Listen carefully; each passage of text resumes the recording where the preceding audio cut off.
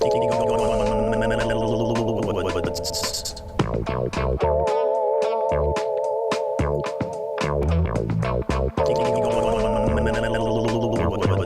the middle of the woods. That's right.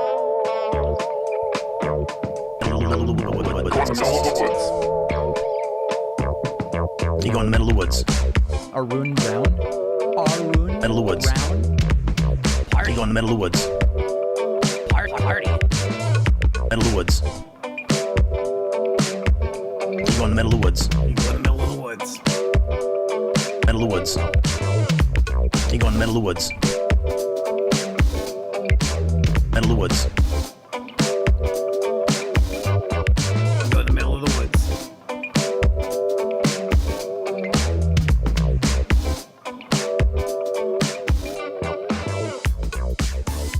Woo! Wow, beautiful. Beautiful work there by me. Look at the green screens, all messed up already. Great. Well, you know, it is what it is. You get what you pay for on this show. Hello, everybody, and welcome to the program. Hello, everybody, and welcome to the program. Oh, we got some people already in the lobby. Very good. Oh, Ian's in the house. Awesome. Guys, we got a lot of, I would say, garbage to talk about today. A lot of garbage.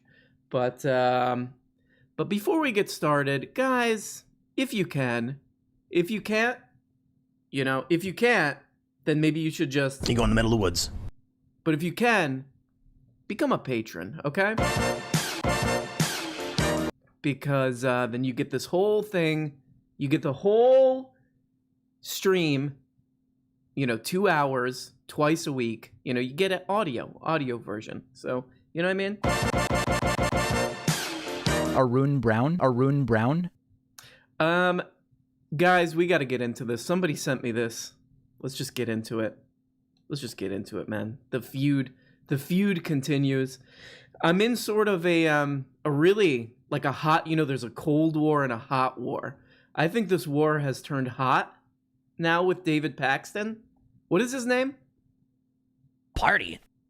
I can't, whatever it is. David Paxton. Paxstone. He's starting a lot of crap, and let's just watch. Somebody sent me this clip, and here we go. Super well. Okay. Hey, Pac-Man. Yeah, it's pretty obvious that you're stealing R.M. Brown's shtick with the soundboards. I don't know what that is. And now with the I mean, first it's the majority report set, and now R.M. Brown. Is he saying Arun Brown or R.M. Brown? What is he saying? Is it Arun like the Indian name, Arun Brown? That's right. Pretend like you don't know, buddy. God, I don't know what the hell this guy's talking about. Party. Nobody knows. Okay, that's fine. Let's see. And then he moves right, on. Unbelievable. That's probably the worst. That's really the worst insult that you could get, is to pretend like you don't know. That's the worst insult, pretending like you don't know. If you're gonna start a problem like he has done, at least just, be honest about it. You know what I mean? Just be honest about it, and fess up to all your wrongdoing, and and that's fine.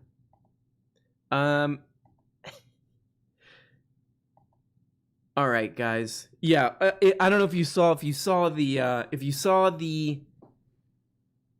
thumbnail to this. We got a huge guest, the hugest guest we could get back again, right? No. So let me explain something to you. No. That guy. Arun Brown? Arun Brown? Arun Brown? Party. And he's back. So, and he's here to peddle his new book. He wants to sell his new book, so, fine, we'll let him come on here. Ben Pepino, to settle his new book. Thank you, Squid for Hire, for the super chat. If you do a super chat, I will read it, okay? All right, I'm just shamelessly plugging super chats. But before we move on, I just kind of wanted to you know, we never really do this on here, but I wanted to kind of recommend a few things. One of my favorite channels, probably the channel that I most watch on YouTube, I think one of them is this channel called Cartoonist Kayfabe. It's these two, you know, very talented comics artists. One is named Jim Rugg and the other is Ed Piskor.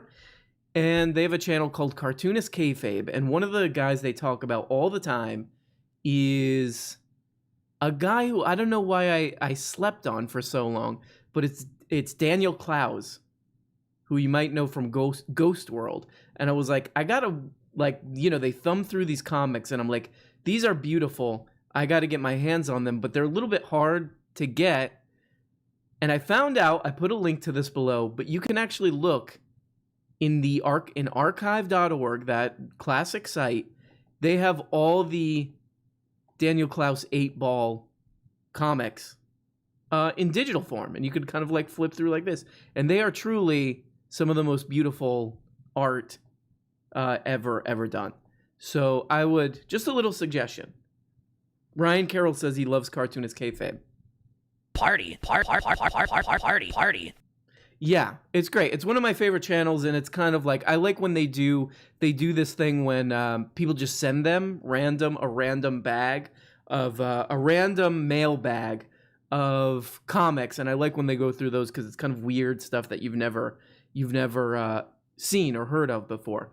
But yeah, if you've never looked through the Clowes stuff, especially 8-ball, this 8-ball collection, I put the link below. It's totally free. I don't think you even need to sign up for an archive.org account. You can just like start looking through it, and it's beautiful. So there's that. I wanted to plug that. The other thing is that somebody says, "Hey Arun, you should tell us more about Beta Boys." About Beta Boys, we're trying to do more, but it's nobody's getting paid in that, and there's really not a whole lot of traffic. Beta Boys is a little show that I do with a friend of mine named Matt Moore, who you could go follow. But yeah, we want to do more because we wrote a whole season, but it's hard to get people to commit when there's no money involved and so on. Clowes was also notably plagiarized by Shia LaBeouf for a short film. Wouldn't be surprised that LaBeouf did that. Arun Brown.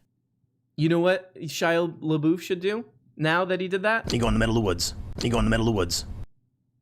So yeah, we have a whole arc for Beta Boys, so we're working on it. But it's also, you know, like, yeah, it's hard to do that stuff when it's totally, when there's no money involved, when you're not getting paid. And on that note, I wanted to give the other suggestion. And I've been trying to get guests on this live show for a long time. Well, I haven't really been trying, but I've been thinking in my mind, you should get guests because, you know, after a while, you kind of run out of steam and you're just kind of mumbling to yourself like a lunatic on this stream. And it makes everyone frankly sick. And they do this. Okay. And then, you know, they do this. That's them signing off. But I do have a guest for Wednesday's show. And it's a guy that Kyle Hopper was talking about. It's this guy, Kaveh Zahidi. He's a very interesting filmmaker, very personal sort of these highly personal films. And I'll just play a little bit of this because if you've never seen the show about the show, it's a really great internet series. And this guy this is one of the, I would say, you know, one of the great filmmakers, I think, maybe one of the great modern filmmakers. He's got 349 subscribers on YouTube, which it tells you everything you need to know. But here, we'll watch some of this. So after season 2, my wife and I were getting divorced, and you know, she got a lawyer, and she was trying to get me to give her a bunch of money, which I wanted to give her some, but I didn't want to give her so much that I couldn't live, which is what she was trying to get me to do. She's entitled to half your assets. And according to her, you have income from Brick TV that she's entitled to half of. That's true. Wait a minute, I don't actually have any income from Brick TV. They give me money to make a TV show, and I spend it on the show. There's no salary. There's just the budget for the show. In fact, I lose money because I end up spending more money than it costs to make the show. Oh, come on. You really want me to believe that you're making a TV show that you're not getting paid for? And that it's actually costing you money to make it? Yeah, that's what's happening. Why would anyone do that? It's called art. So he agreed to come on he agreed to do an interview, but for the past couple days I have just been weirding poor Cave Zahedi out because I got the time wrong. I thought we were gonna do it today, and then he was like, "Why are you texting me? Why are you texting?" And I'm like, "Oh, I got the day wrong." And then my email wouldn't work, and I sent him, and I couldn't get his email, so I like had to keep talking to him through Instagram. I would be like, I'm not doing it. If I were him, I'm not doing it. But apparently he will be on the show on Wednesday.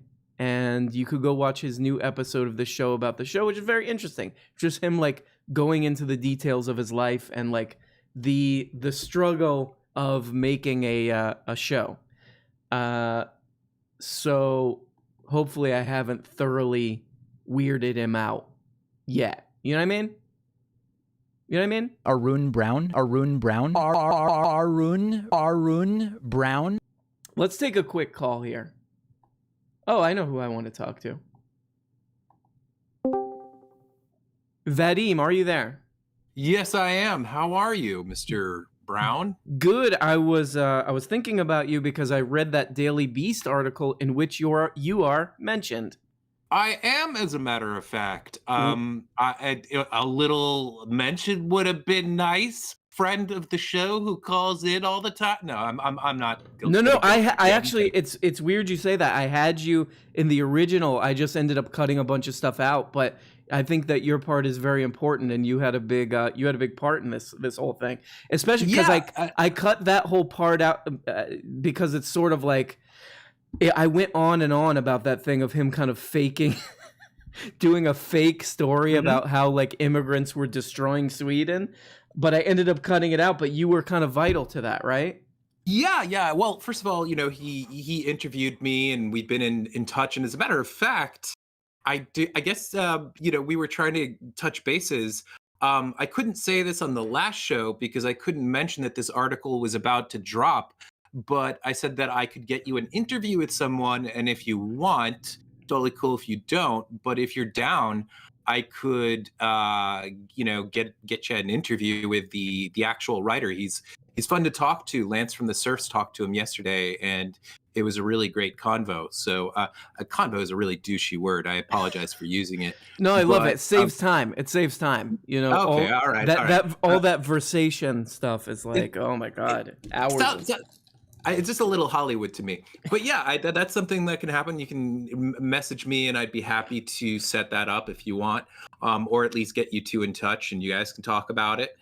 But actually, that entire part where well, maybe not the entire part, but a good portion of that whole section where he's talking about all of the things that pertain to his Sweden trip. Much of that came from my first video on Tim Pool. And by the way, my second video, which is all because that Sweden stuff was just a small part of my first video. This is like a deep dive into like just a lot of behind the scenes stuff. Like, as I said, I have unaired footage that makes him look horrible, and I understand why he did not upload it. I have to say, like, I've kind of crossed a weird threshold after watching hours of his videos to make fun of them, for content. And I've crossed this weird threshold of like almost like I don't know what you would call it, like a little brother mentality about him, where it's more just like I'm like it's removed like the ability to take him seriously, because when I first heard about him, people were sending me videos or I saw clips of him on Twitter or whatever. I was like, wow, YouTube has gone totally awry.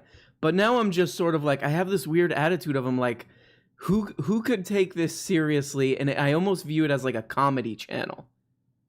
It very much is. I was watching a segment last week that was hilarious where they were talking about supposedly some like fourth grader who destroyed critical race theory or something like that. Mhm. And it literally got to the point where somehow they were basically making a case for child labor. Like they were talking about how horrible our schooling system is and how it would be better for kids just to be working rather than going to school. And I was like, this is you're talking about hurting the child kids. labor here, Tim. Well, they always end up going way back in time. Like, Yeah. the French Revolution shouldn't have happened. Child labor is probably a good idea. Like, wow, dudes, we're going back a century on this. Very interesting. Yeah, I do know what you're talking about in terms of like kind of I don't know, either feeling sorry for him or just seeing him as being so just absurdly stupid that you can't take him seriously. But unfortunately, you know, the guy has one of the, I mean, with the exception He's of, huge. I guess, yeah, well, I think that Mr. Chowder over, like, kind of took over his number one spot, but he's still like one of the like top 3 right wing media sources. He's bigger on than Ben YouTube. Shapiro. I was surprised about that. That's crazy. Yeah, I mean, on one hand, like Party. probably like if in the aggregate, am I using that term correctly? I think that probably Ben Shapiro is possibly a bit larger because he has a certain amount on YouTube, Right. and then there's Facebook where he right. Good is point, yeah. absolutely humongous. Mhm. So I think that like sort of balances out and might even make him like more of an overall source. But when you're talking about YouTube specifically, yes, he does cuck Mr. Shapiro in that regard. Yeah. So that's- congratulations. This is the point of this little segment with me and Vadim here, is to say congratulations, Tim Pool, on all your success on YouTube. It's, I would say, justly won, and it's not ill-gotten, right?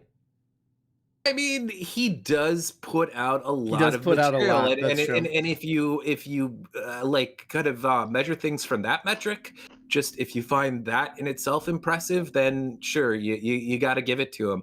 The thing about Ben, or rather Tim, is that, you know, he's like a lot of right-wing ideologues or whatever the hell you want to call him. Party. He's just really good at talking and talking and talking. Now, whether if he's not truly good, because, you know, he just says all these insanely stupid things, Right. but it's like he's good at kind of letting his brain go on autopilot and kind of his very not so bright audience is, you know, baffled or rather dazzled by his bullshit, and you know, just they sadly think he's an actual like authority on these topics, when I would be super surprised if he really does any. I mean, there have been videos where people have like literally shown, like, demonstrated that as he's reading the articles, like he'll say things that will totally make you know that he is reading them for the first time, like as he's recording them. Oh, yeah. Because he'll like talk and then he'll say something and he'll like be surprised by what he reads, you know, and it will somewhat contradict what he thinks that the article is, but he you know, he's good at kind of turning that around and making it, at least again to his highly stupid audience, make it look like he is in control and not contradicting himself. Yeah, he's a laugh riot. I think another thing that really, I think maybe it's the thing that bothers me the most about him, is it's clearly like he figured out, like he tapped a source of income, like a really consistent source of income. And I was watching a stream and somebody doxed him on the stream, which that's horrible. Like even if we hate the person, don't dox people, like I would say. But I since they put his address, I was like, let me take a look at. Tim Pool must have an awesome house from all this. And then I looked at his house, and like the only way I could describe it is like the Duggars. Remember the Duggars? Like those people who had like 30 kids on the Learning Channel or whatever it was. It looked like that, and I was like, man, he's not even like spending the money like in an interesting way. Like it's truly crazy. You probably saw a picture that was a little like deceptive, because I know people who have been to his place. They say it's huge. Of course, he has an underground skate park inside that. It's mansion sized. There's also I won't divulge who said this, but there's also like a room that just has tons of guns Right. and like prepper food and shit like that, because he really is like for a while I thought maybe like his whole shtick about like, you know, the there's going to be a civil war and you have to prepare yourself and all that crazy stuff. I thought that was maybe just kind of like a Shtick of some kind. shtick. Yeah. But it's genuine. He does. I mean, they go into that in the article, that he clearly does believe that like at some point some sort of civil war, and apparently I didn't know this, but apparently like behind the scenes he's even called it a race war, which is I saw that in the crazy. article. That's intense. Yeah, it sounds like he's getting high off his own supply a little bit. Yeah, I think that his brain is just, it produces some sort of chemical that just that I don't know, alters his brain. It's like a human centipede, you know? It's just Well, remember there were those rumors that like was it Jimi Hendrix who had like acid tabs like under his bandana or whatever? Maybe Tim's got some kind of something seeping in under the beanie. Maybe he dips his beanie in liquid LSD and it just drips down on his forehead as he's broadcasting. That would actually explain so much. That would be he would be like the modern Hunter S. Thompson in that case. The modern Paul F. Tompkins. That one clip, man, I hadn't seen that one clip. I mean, it's by no means the worst thing. I mean, there's just so much, but that one clip of them discussing like, why can't I say the N-word was so hysterical. What is this obsession with right wingers that they're so mad that they can't, that this is an unacceptable word to say. It's hilarious.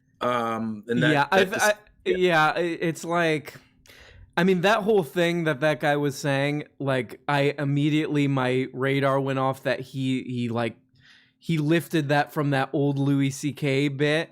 But a lot of them say that kind of stuff. A lot of them is just this sort of, it's almost like it's like like how a child has to, you have to like tell a child like, hey, like there are other people around and you want to kind of like, you know, you live in a society with other people and you can't just like do and say whatever you want. You have to kind of take the temperature of situations. It's like they don't want to do that. It's like the same with the mask stuff. It's like they just don't want any responsibility for anything. It's kind of bizarre. Yeah, I actually know someone, again, not going to name any names, but I know someone who used to be good friends with Ian Crossland, aka Moon Lord, the long-haired hippie-looking dude who he was talking to in that stream, and he's his co-host now. You know who I'm talking about. And they maintain that even though that Moon Lord was always kind of a bit out there and could kind of say some bizarre things, that he was for the most part like an awkwardly kind and just that he's basic. The way that they talk, because they like basically over the course of this time in which he's been working with Tim, they say that they just have grown distant and they barely talk anymore. And apparently the person who told me said that it warped his brain working for Tim, that he basically has been like radicalized by working with him, and he's both way crazier now. Like he'll like inside conversations, he'll like say all the stuff that he says on air. And then on top of that, he used to be this super nice Party. guy, and now he's like kind of, I don't know. Yeah, kinda there's not- definitely like a I don't know how else to describe this, but like a small business tyrant vibe to Tim Pool and that guy. Like they're like, we made this work, and now like they're kind of annoying. Like they're kind of annoying, and they think that because they like they basically steal from these people who can't discern the difference between like news and just total internet BS, that they're like geniuses or something. I really get that vibe, this sort of entitled vibe from them too. That sort of makes them because I could see the channel as a comedy channel until like it gets into that stuff where I'm just like, yeah, these guys are probably really obnoxious tyrants. I mean, a lot of people who have either visited Tim or know Tim and whatnot, they kind of regard his they call the place the compound. And I'm not saying that Tim calls it that, but lots of people who visited it like dub it that. And they say that there's a real like kind of culty vibe to things, and that totally jives with his whole thing with Civil War, Party. having a room full of guns. Yeah. The prepper food, just Arun a lot Brown? of the stuff that Arun he Brown? espouses. I mean, you can totally see it. So Right. it's yeah. But I gotta say, barring my inclusion in it, which was nice. Mhm. Like I was just, yesterday was a good day for me that came out, because I was like, finally, like some kind of articles have been just been out there about Tim. Nothing too big, but this is like probably going to be the most like robust takedown of the guy, unless he, I don't know. I mean, like it would take something like a full-length documentary kind Yeah. of on Yeah. the man to kind of outdo an 11,000 word article like that. Well, definitely. I thought it was funny because he was doing. I feel like a lot of it is him just following what the people who subscribe to him want to hear. But I thought it was funny that he was going really hard on the stop the steal stuff, and Trump's definitely going to win re-election stuff. And then, of course, we found out in that article that he knew that these people were kind of like going to get themselves in trouble too, which is shows you how much like respect he has for his audience. But the other thing is, I remember watching a video after that, like after all those dudes ran into the Capitol on the January 6th or whatever. And he made this video where he was like, hey man, like I think I'm gonna back up on the politics stuff and just do videos about like UFOs and dogs and skateboarding. I was like, yeah. Okay, dude. Like this is how much commitment you have to this project. Great. I mean, I heard that. I saw that video too, and I think, I don't know, who knows what he has in store, but I saw that as sort of like, and this is a sort of a different topic altogether, or like a can of worms. But currently, you can hear like Ben Shapiro talks about it a lot, just a lot of different figures talk about it, about the importance for them to kind of diversify or Right. to offer, because of the fact that Hollywood supposedly owns, and I guess in terms of like a performative sense, no pun intended, that would be a horrible pun. That was not intended. It is ostensibly left wing, but then you could kind of argue that it isn't in certain ways. Mhm. But they want to kind of offer like appeal more to the kids. And it is true that if they could find a way to genuinely like make entertainment that the pop culture was interested in consuming as much as they are, I don't know, Marvel movies and shit, that they would be doing well. I'm a little worried about that. On one hand, I think, their comedy is fucking horrible. There's a reason why they have failed at this stuff, because they're just, in general, not always, but in general, people who are deeply right-wing are incredibly uncreative and produce cocky doo-doo. But then also, like, if they're willing to consume this, like Tim Pool's bullshit to begin with, who's to say that they're not going? It's sort of like, how Christians are really happy watching, like, God's Not Dead, or like, good movie, Left Behind, all that. All that. Yeah, good stuff. it's yes, unsung masterpieces. Those films, right up there with the best of David Lean's work.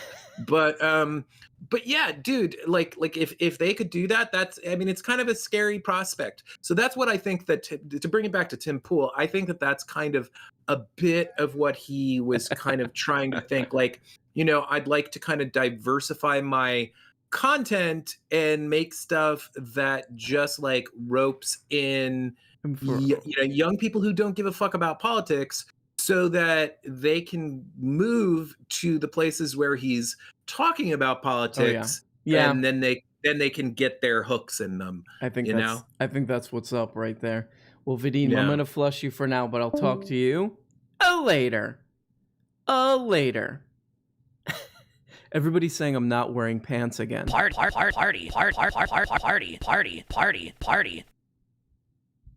Party. Hey, you'll never know. You have to go to the OnlyFans for that stuff.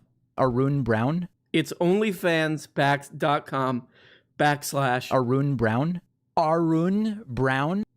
Unbelievable. Well, guys, is he ready? Is he here? Guys, we got to get the guest in. We've had him on before, and I'm surprised he comes back, really, because his interviews tend to be they tend to get a little weird. But is he here? Oh, there he goes. Ladies and gentlemen, please welcome to the show the great author and, I guess from the last show, musician, Ben Shapiro. Ben, thanks for coming back. Hello, can you hear me? Yeah, I can hear you. Thank you for having me back. I had a great time last time, dunking on you, making you feel stupid. Okay. You didn't make me feel stupid. Oh yeah, still feel bad. Still feel bad about the owning that you got from last time. No, I didn't get owned, okay? So you're on here to promote your new book. It's called The Authoritarian Moment. The authoritarian moment. What does that mean exactly? The authoritarian moment. Well, I'm really glad you asked, but I kind of already got you here. Kind of already got you. You already got me? What does that mean? Yeah, already got you, because guess what? What? It's not the real title. The authoritarian. I saw it on Amazon. What do you mean that's not the real title? So it's what we call in the book business a fake amount title. It's a fake amount title? What does that mean? This is where it's a fake book on the outside, and on the inside, that's the real book that you're actually reading. It's actually on the inside. Okay. So there's a fake book cover, and on the inside, it's like the old cartoons where there's like somebody's reading like Shakespeare, but on the inside, it's like a Spider-Man comic. Exactly. Nailed it. You nailed it, buddy. Good job. Good job. Bing bong. Okay. So it's a fake amount. What? So if the authoritarian moment is a fake cover, what's the real book? I'm glad you asked that. When you actually buy it, the real book is actually inside. It's called Ben Shapiro's Guide to Babes. Oh my God. Ben Shapiro's Guide to Babes? Come on, man. What is that? Yeah, so this way you can read in public. Looks like you're just reading a very intellectual book by a very intellectual guy. But actually you're reading about, how to get beautiful babes. Oh my God. Ben Shapiro's Guide to Babes. Yeah, but part of it, that's part of why I named it the authoritarian moment, because I put the word moment in there. Moment is a very like intellectual sounding word. Oh my God. Oh my God. Moment is a very intellectual sounding word. Yeah, kind of.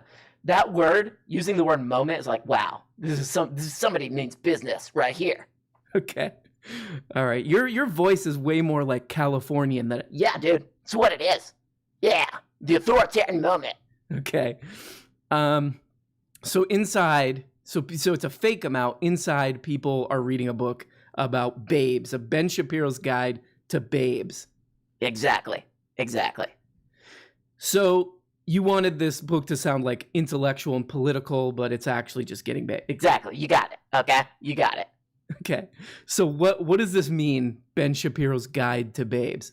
Well, basically, it teaches anybody, any dork and like you, basically like you, teaches somebody like you how you can actually get beautiful babes. Okay. Oh my God. It's irresistible. You can be as irresistible to babes as I am, basically. As you are. Okay, so you're irresistible to. You can't even talk. No, I can't. You're irresistible to babes. Let me ask you a question in return. Yeah. Do I even need to answer that? Okay. So you kind of sounds like you kind of think that you're kind of like like a babe magnet or something? I mean, again, have you seen my show? Okay. Anyway, so what are some of these tips for meeting babes that you have? Well, let me just, we'll go through it. Tip number one is dress to impress babes. You got to dress in a way that's going to get babes, like a babe magnet. Okay. So basically people have to dress in a way to like look cool or something. Yeah. If you watch my videos, basically you'll see that the way that I describe it is basically I'm decked out in the flyest gear, basically. The flyest gear? Are you really? Yeah, babes love it when you look like you're, dressed up to go to an interview for a job at the Container Store, basically. Okay. Yeah, that is what you look like. You have you always on your shows, you have like a very uncomfortable looking like H&M shirt, those weird like stiff, like. Yeah, very stiff, kind of shiny shirts, like kind of it's very uncomfortable. You want to look very uncomfortable if you want to get babes. Okay. Yeah, those shirts look really uncomfortable that you wear. So that's it, huh? You want to kind of dress like that. Exactly. You want to dress like you're going to like your first communion or like your bar mitzvah or something. You kind of want to look like a little boy. Okay. You want to look like a little boy. That's how you get babe. Exactly. That's what these babes love, You're that California. I know, dude. Wow. Yeah, okay. You're going really hard on that. So what other advice? So we got dress to impress, as in your words. These are your words, not mine. Babes. Is there anything what are some other tips that you give people to get babes? Well, you also got to be able to, holler at these shorties. Holler at these shorties, okay? And what do you say? Well, for example, if I'm in the club and I see a dime. A dime? Yeah, dime piece. That's another way to say babe. Okay, a dime piece. You say things like dime piece? Oh yeah. Then I walk up and I say my line. You want to know my line? My line that works every time. Your line that works every time. What is it? I say this. I say, you must not be a fact because I'm catching feelings right now. Oh God, that's horrible.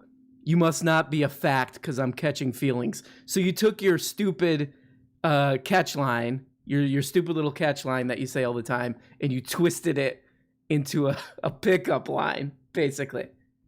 It's one of many amazing pickup lines in my book, basically. Okay. Okay, you have a bunch of pickup. Mm-hmm. Okay. Mm-hmm. Mm-hmm. You have a bunch of pickup lines in your. Mm-hmm. Mm-hmm. Mm-hmm. Okay. Yeah. Can you stop doing that? Go ahead. You have a bunch of pickup lines in your book. Yeah. Oh my God. You want to hear? You want to hear some more?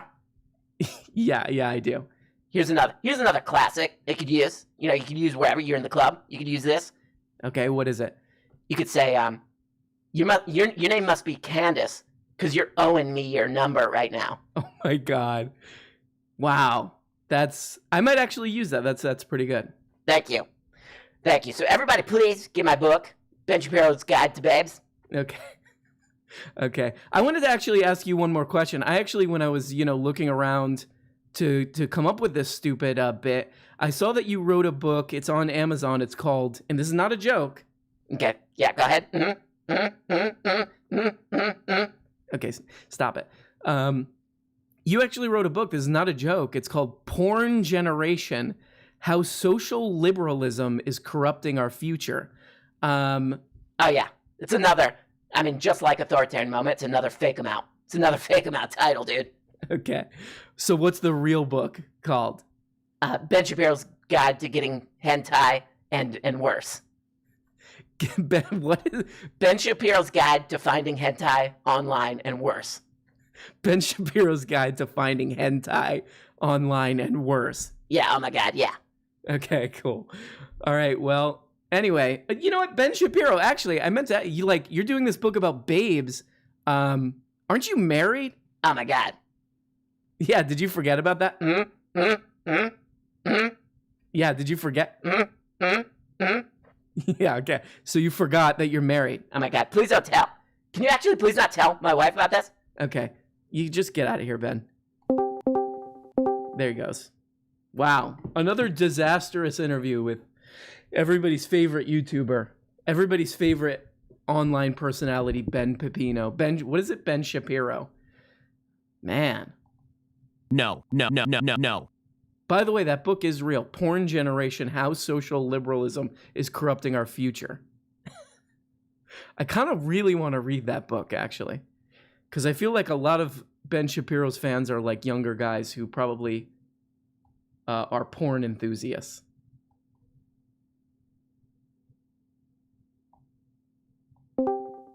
And now, ladies and gentlemen, one of our favorite guests, Pian. Hello. Party.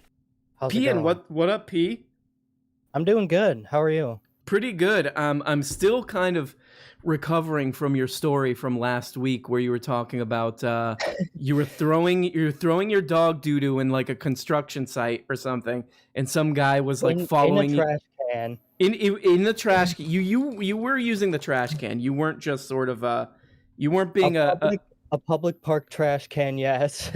Okay. And then some guy started following you around in his truck, demanding to see the bag of demanding that you get that bag of doo-doo out of there, and then he caught you, and then he was saying that you were basically homeless and that you shouldn't even have a dog, right? Yeah, he turned it into like a class issue thing. Disgusting. It's very weird. Disgusting. It is, to quote the great Ricardo Wolf, it is disgusting. Disgusting. Well, Pian, what's up with you? What do you got for us tonight? Not much. I have a few suggestions for you. It'd be cool. You don't have a PO box, right? Not yet. I might get one. I do want to get one. Why? What are you gonna send some? It'd be nice to send you some stuff. Wow, Pian, is it gonna be that dog doo-doo? Is it gonna be a bag of dog doo-doo? Yeah, as proof.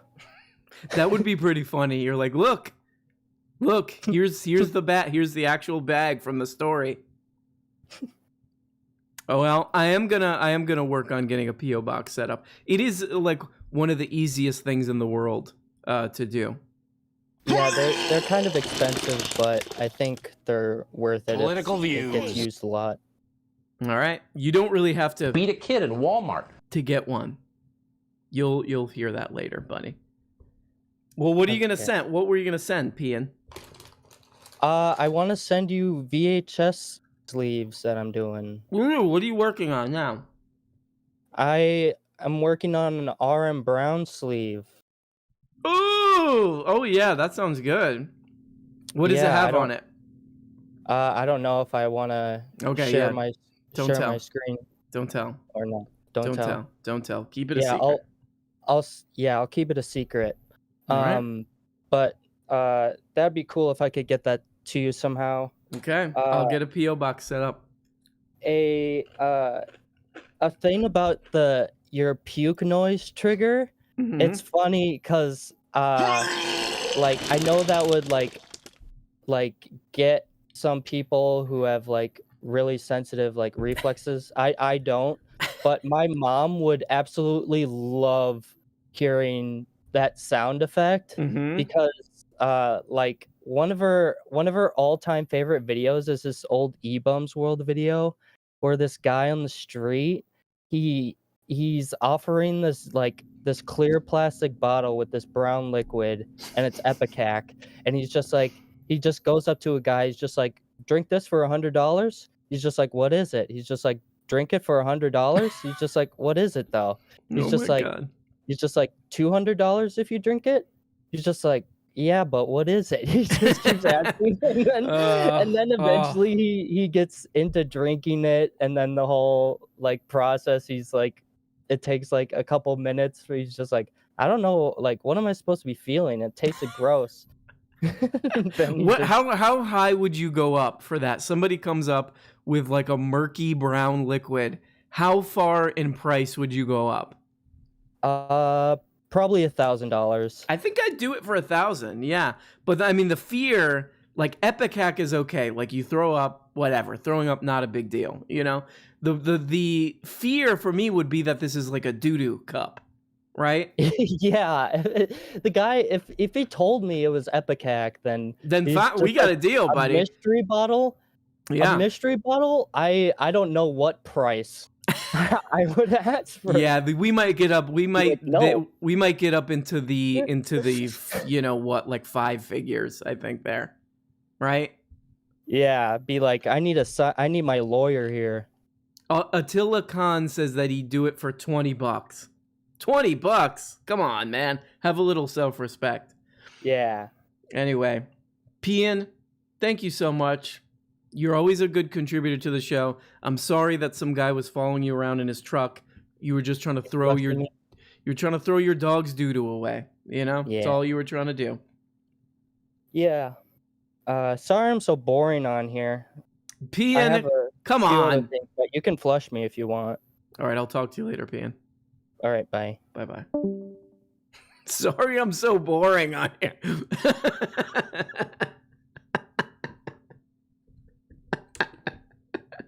Poor pig. Come on. Sorry I'm so boring. Sorry that I dragged the show down. I'm really sorry. Yeah, I'm pretty horrible. Sorry about that. You could just, just flush me. Pian, the nicest guy, we're talking tens of thousands of emails. They're like, is Pian single? You know, how could I make a friend like Pian? How could I be more like Pian? And he's like, and then he signs off with, yeah, I know, I'm not very good. He did the verbal equivalent of like kicking dirt. Yeah, I'm not very good. I get it. You know what I'll do? You go in the middle of the woods. You go in the middle of the woods. People are asking for Zizek in the chat. He is banned. He is perma-banned. Mary Kate, he's still perma-banned, right? I mean, he keeps creating these fake accounts. It'll be like Zizek 1999, what's the name of his books? The Parallax View 28. Like he'll create all these names that are like his book names and stuff, or like movies he likes. It'll be like Blue Velvet 47 or whatever. But he's banned. He is banned, and we will continue to ban him. Okay? No more crap. I did want to tell one more sort of a personal story, actually. I was reading this. I don't know how this came up, but I was reading the story about Jason Momoa. It was some interview about how he like popped off in Hollywood or whatever. And first of all, he was saying, if anybody remembers that comic Lobo, he was kind of like mentioning, it sounded like in that interview, that he wanted to play Lobo, which I was like, holy shit, that's perfect. He looks like that. But so anyway, I was reading this and it sparked something in my mind. Yeah, somebody says Jason Momoa in the thing. Unbelievable. You show him some respect. This article sparked something in my mind, like reading about Jason Momoa, is that like years and years ago, I went on a Bumble date and I was talking to this girl that I met on Bumble. We like met at a place and we met at a brewery, and for some reason, and at some point, we're like talking, and at some point she was like, yeah, like, I don't know if this is really I don't know if this is really gonna work out. I don't know if this is gonna really work out because I'm kind of looking for someone like Jason Momoa. And first of all, like you picked the exact opposite of someone like Jason Momoa. First of all, I mean, you could tell that just on the pictures, first of all. But second of all, he's a celebrity. Like, I don't go around saying, yeah, you're not Scarlett Johansson. I'm not interested. Like, it's just, that's the most insane thing I've ever heard. Oh, yeah, I'm waiting for somebody who's more like a celebrity that I like. And then, so I was like, well, then I guess I'll just... You go in the middle of the woods. You go in the middle of the woods.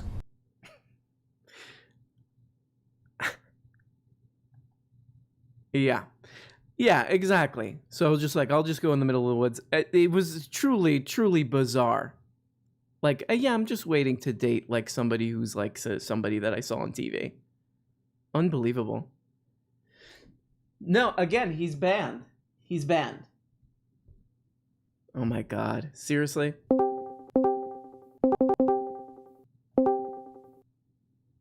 No, keep him out. Anyway, I have to read... I want to say thank you to some of the people who make this program possible. A great name, Chupacabras. To Chupacabras, thank you so much for the $4.99.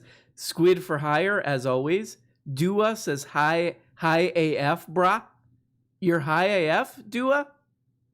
Bart says, please Venmo to the Get Squid for Hire on the program fund. Squid for Hire, yeah, we should get you on. And then Ivy says, love you, RM Brown. Mwah. Oh, thank you. And Squid for Hire just making it rain all throughout this schmidt. Thank you very much. No, it's not. He's not allowed on anymore. Oh, my God.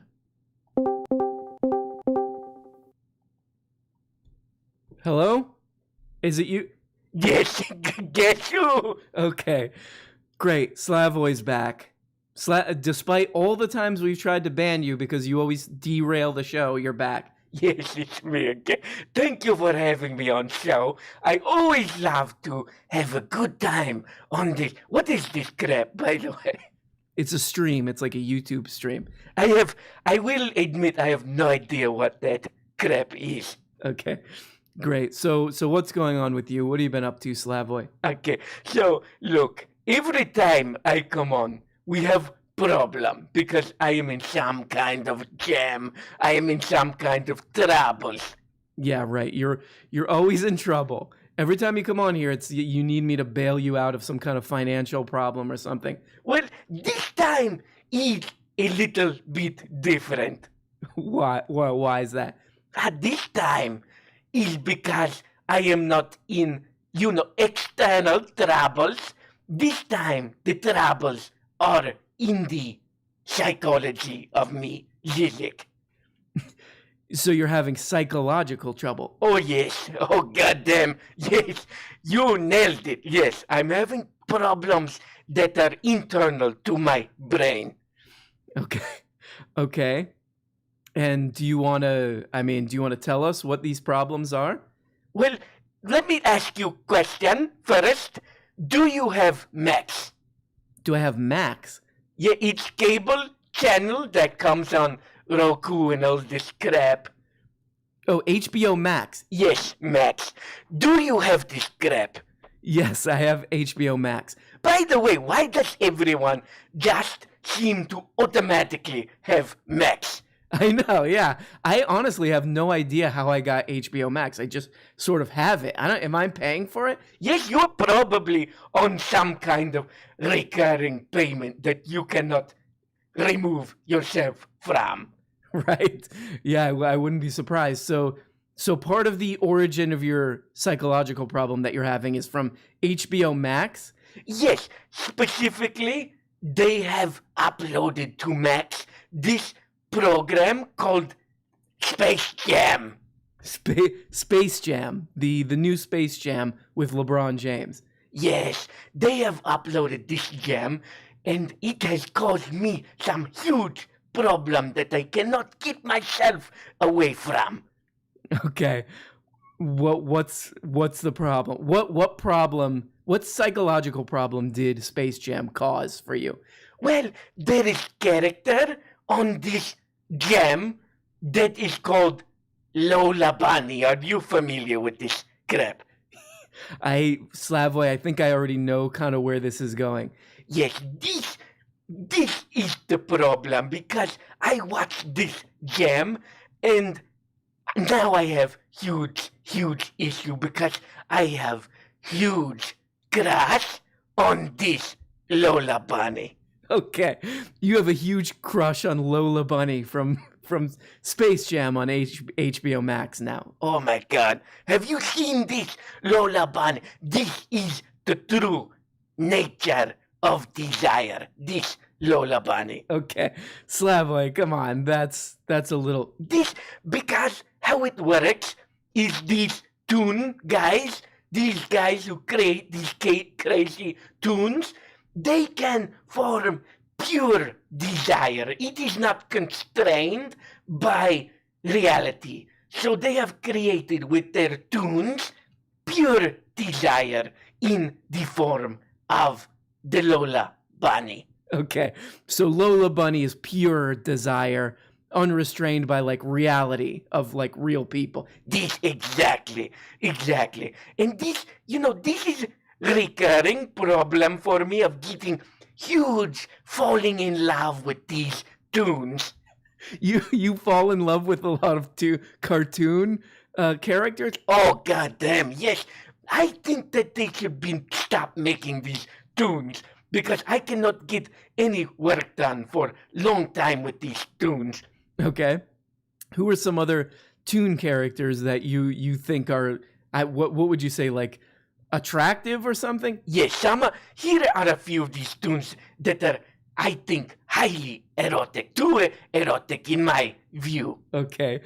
Like who? Jessica Rabbit. Yeah, of course. Okay, that one, I see that coming. Minnie Mouse. You know Minnie Mouse. Yes, Minnie Mouse. Daisy Duck. Okay. The Tasmanian Devil? The Tasmanian Devil? Yes, he's cute. There's something chaotic about him that I find attractive. Okay. All right. So who else? Jerry the mouse from Tom and Jerry. Okay. You think Jerry is from Tom and Jerry is super attractive? Yes, because he's running all over the place. He's very clever, tricking this cat. That's what I like. I like intelligence on this tune. Okay, that's weird. What are there any other cartoon characters you want to mention that you think are highly attractive? Yes. Also, Elaine from Seinfeld. Elaine from Seinfeld. That's not even a cartoon. It's not? No. Seinfeld is a live action show. I think it's cartoon. Anyway, is it okay if I make an announcement to HBO Max? You want to say something to HBO Max? Yes. Don't make fun of Weto, please. I am much smarter. How many books have you written? 0. You're right. Yes, I have written, guess how many? Guess. 1,000? 5,000 books, okay? Anyway, I want to look at camera so I can make a plea to HBO Max. Okay, you're not on camera, but go ahead. Okay. HBO Max, please stop show that That Lola Bunny, it is too erotic and I cannot get my work done. I need to write giant 5,000 word book about Hegel and I cannot do it if I'm thinking about this Lola Bunny day and night. Okay, great. That's great. That's great, Slavoj. So another great call where you're giving a lot of great information about history and psychology and political stuff. Yes, if you have problem, you can tell it to the judge. Yeah, I like to say. Okay, that's anyway. Can we whatever that screen name he's using, just ban? There he goes. Oh my god.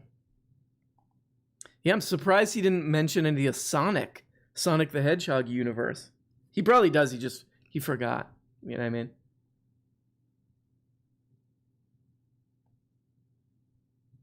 Anyway, let's take a few more calls. J-Bone, are you there? RM. What up, Bone? Party. Party. Tough weekend, man. You had a rough weekend, Bone? Yeah, I watched this. I'm big into He-Man and Masters of the Universe, and they just came out with a new cartoon series by Kevin Smith. By Kevin Smith? What? This is what he's doing? He ruined it, man. Oh. Too much wokeness. Too much Marxist Hollywood. What did he shove into there? Well, the first episode, it's just about Skeletor. He invites Robin DiAngelo to give a 2-hour seminar on white fragility. To his minions at Snake Mountain. So Robin DiAngelo calls Skeletor and all his minions into like an office room with like a whiteboard to like it's Snake Mountain. Snake Mountain. Oh, Snake Mountain. Okay. So Robin DiAngelo travels over there, I guess. Yeah. Oh wow, and she's like droning on about how she needs to collect a couple $1,000 for this thing, or what? Yeah, she's a consultant. My apologies to Robin DiAngelo. I'm sorry. Woke culture, or as Temple likes to say, the natural order. The natural order, right? The natural order of my He-Man canon. Sacred since 1985. So this was kind of disappointing. They just shoved Robin DiAngelo into this new Masters of the Universe thing. I'm sorry. You know what I like best about Masters of the Universe? I like those toys. Remember the toy? Oh, I was big into it, man. Yeah, they're kind of stock. Those were weirdly designed action figure. They were kind of stocky, and the legs swung out weird, but I liked them. It was all about repressed sexuality. Exactly. You had Evelyn in her bikini, badass figure. He-Man. Oh yeah. He-Man running around in his little underwear all day, like a little pervert. The only thing I would change is get rid of the wool loincloth for He-Man, put him in a tight Speedo. You just want... show the bulge. Show the bulge. Oh, I thought you were going to... Body positivity. I thought you were going to say that they should just... The He-Man action figure should just be... He should just be Nate running around naked. No, we got standards. Let's leave something to the imagination, you're saying. Bikini, panties, and Speedo. I love it. J-Bone, I'm so sorry to hear about this. Kevin Smith ruining yet another thing, right? Yeah, sorry, RM. I got to let you go. I got to go clean my toilet bowl. Okay. I got to stay on schedule. So it was a rough weekend. Let me clean my toilet bowl. All right. I'll let you go. Thank you, RM. Thank you, your community. Great people. Love you. Bye-bye. A self-inflicted flush. Wow. Wow, wee wow. Holy moly. Holy moly, that guy. Man, I'm still kind of reeling from that Slavoj Žižek keeps calling in, and it's never anything. I mean, he saves all the good stuff for not this channel. You know what I mean? let's take a quick look at how's Florida doing with the pandemic. Orlando, Florida, day after it recorded the most new daily cases since the start of the pandemic, Florida on Sunday broke a previous record for current hospitalizations set more than a year ago before vaccines were available. This is where I'm from, by the way, and I can totally say that this is not a surprise. The Sunshine State had 10,000 people hospitalized with confirmed COVID-19 cases, according to data reported to the U.S. Department of Health and Human Services.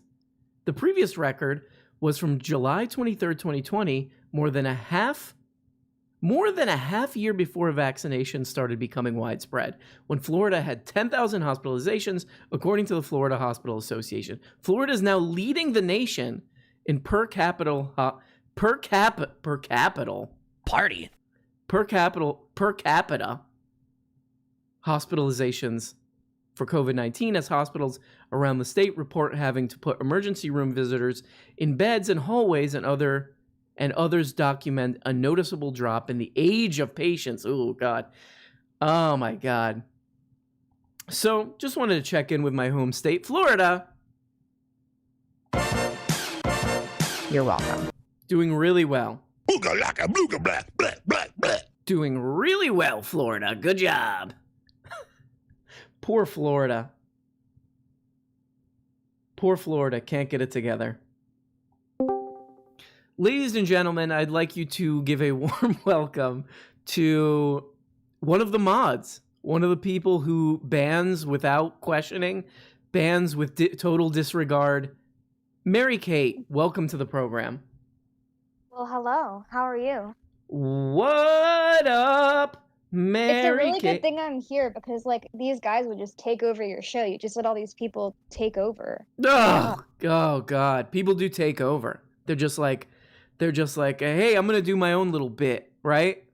And you just let them steamroll you. It's disgusting. Frankly. You think I should start being more, you think I should start being a little bit more authoritarian on here? I mean, you could have your authoritarian moment and just very good, Mary Kate. Woo! Wow, kick me off. Honestly, I deserve to be flushed for that.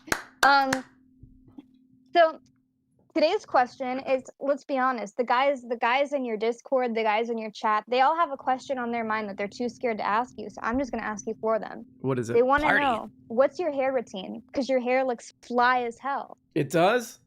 It does. Today I walked out in the rain. End of routine. End of routine. Doing another one of these humble brags here where you're like, I don't know, it's just a genetic lottery and I won it. I'm telling you, it's really, it's one area. The hair thing is one area, because I've told you this before, Mary Kate, and anybody listening, is that I went to the doctor and he said, you are a borderline dwarf. So I didn't get the height thing, but I got hair. I got okay hair.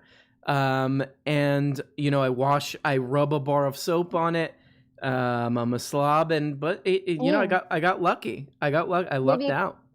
If you have like a greasy pizza, do you sometimes like take the grease and you kind of put it in your hair to like shape it properly? Maybe? Yes. No, that's another one of your anti-Italian attacks, and I will not take anymore. And I don't like it. I don't want to hear it, and I don't like it. Okay, how dare you? I'll say that.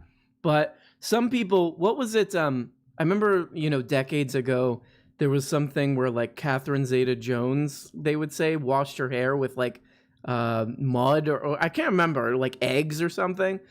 That's still a thing. Go on Pinterest, dude. That's still a thing. Women are rubbing eggs in their hair?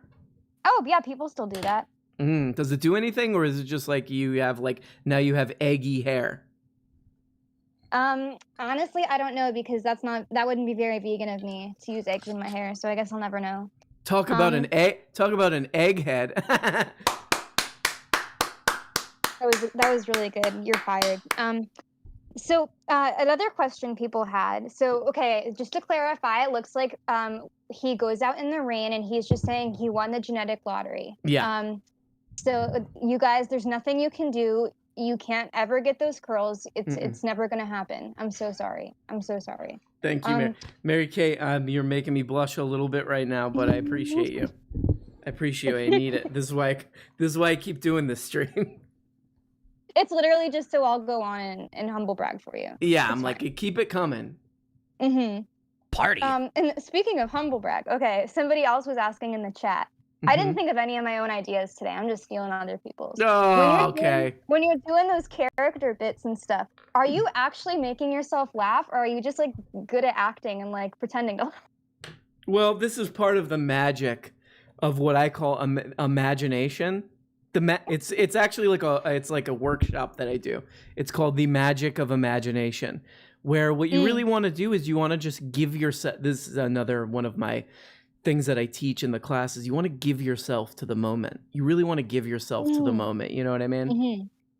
And in my course, the magic of imagination, we do all these sort of like, I call them drills, where we work on just handing ourselves over to the moment. Okay. And basically you just get lost in the moment, and you're just like, you're there. You become basically one with I would say, the flow of the universe. Okay. If anybody's familiar with the work of Deepak Chopra, he talks about this a lot. And we're going to want to get into the flow of the cosmos. And the only way really to do that is to sign up for my imagination course. And it is, I'm not going to lie, it's pricey. But well, you owe me $504.50 plus interest, so I'm thinking that'll cover it, right? That'll get you about a fourth of the way there, but we'll work something out. Okay. There's plans, there's various plans, and we'll figure something out. This will look good on my resume, right? That's what I'm hoping. Oh my god. I mean, if you have any desire to be in like what I call like the entertainment business, this is basically I mean like a guaranteed ticket to like Jason Momoa level fame. Oh wow, that's fast. Damn. Oh yeah. They'll put you on Game of Thrones. They'll put you on Game of Thrones basically.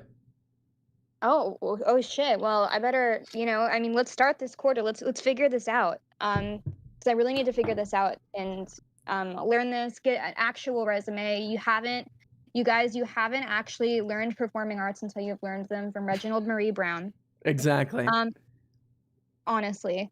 And my other question is, so I know you don't have any pets because I've grilled you on that before, and you're always like, oh, I'm gonna adopt a cat, and then you get me all excited, and then you never adopt a cat because you're a sick man like that. But do you happen to own any houseplants?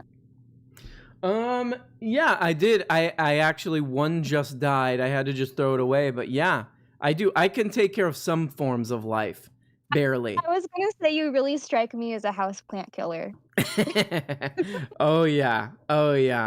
I mean, it was I had a pretty, I don't even remember what kind of plant it was, but I had a pretty good thing going there for a while, and then it just I kind of forgot about it, and there it goes, dead.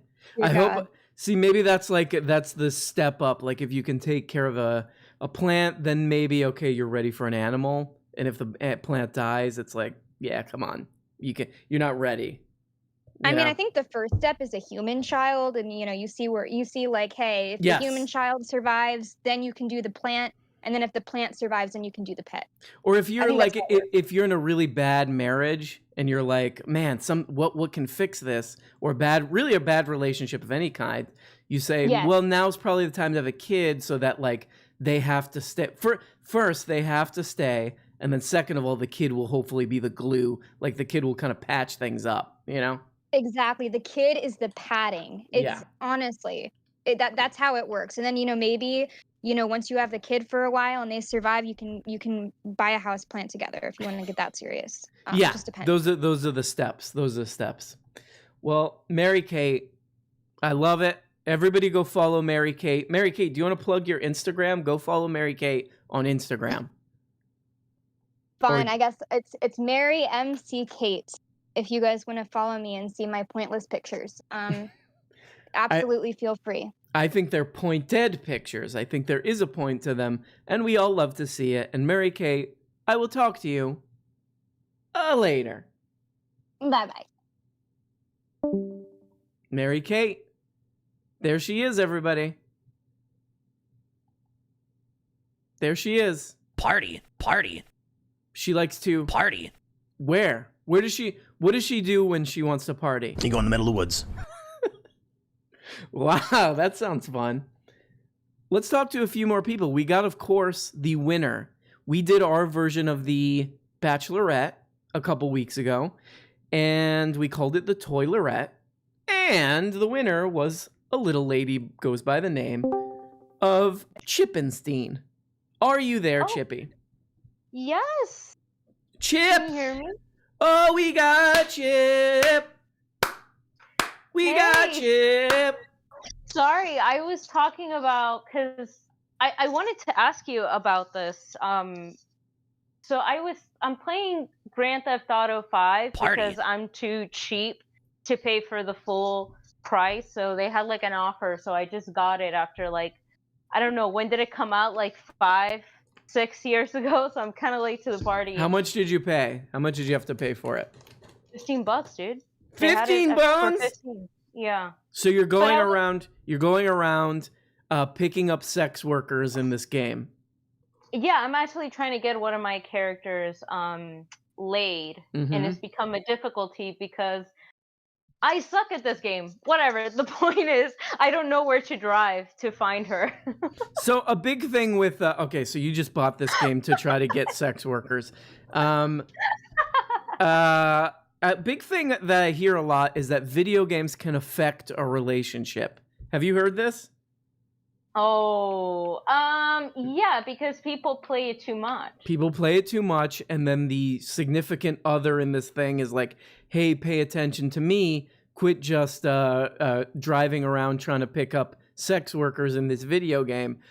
You, as the winner of our romantic contest, the Toilerette, has this game affected your romantic life at all, Chippy? No, I think John is very entertained by the fact that I'm an idiot at this game. He's kind of been laughing at me of how much I suck at this game. Well, can I ask you more seriously? Has your Toilerette relationship, how is it going? Are you guys... It's going well.